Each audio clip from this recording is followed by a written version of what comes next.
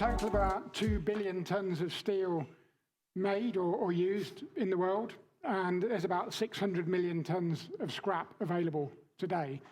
So we will, for a long time, we will need primary steel making as well as scrap.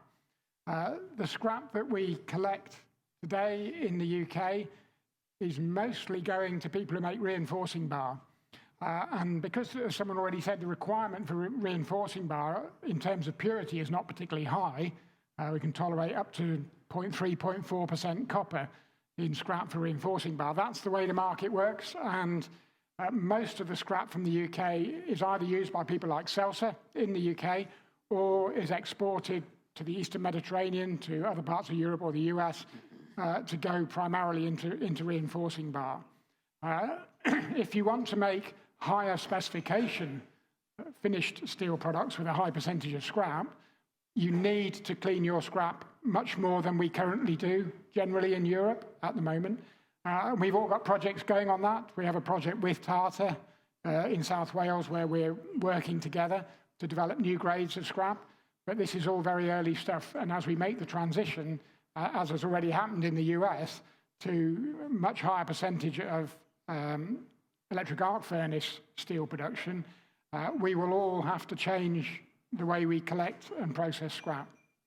So to summarise, we use 3 times as much steel as exists as scrap, and therefore, presumably if I ask for more scrap on my project, somebody else just has to get less, right? Correct. And so the sort of split of secondary and primary steel making probably isn't going to change all that much. The methods within those might, but at the moment, we're constrained in terms of how much scrap is available. 10 million tonnes of scrap goes into primary steel making, blast furnace steel making, so that accounts for roughly about 10% of the global the European steel make.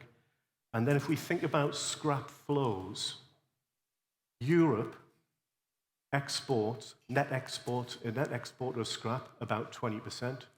The United States, a net exporter of scrap, about 20%. The UK, a net exporter of scrap, about 80%. So that's kind of a more balanced view, I think, of what goes on both globally and regionally. And I think that's one of the issues that we probably need to pick up on, is that there's regional dimensions to this. I hear people say, from a UK policy point of view, we should keep all our scrap within our borders. You say we export 80% of our scrap. Yes, that's true. Quickest way to decarbonise the UK is to keep all that scrap here. But of course, if we keep it here, the place where it was going before now has a deficit compared to what they had. So our emissions will go down, but somebody else's will go up. The importance of that circular thinking and the time frame that it takes for greater scrap availability. And I'm not sure whether you're going to talk about this, Roger, but the average lifetime between when the primary steel is made before it then re-emerges as scrap. There's some debate about that, but 40 years is often given, but potentially a bit less. Probably past 2050 if it gets made today as primary, right? Yeah.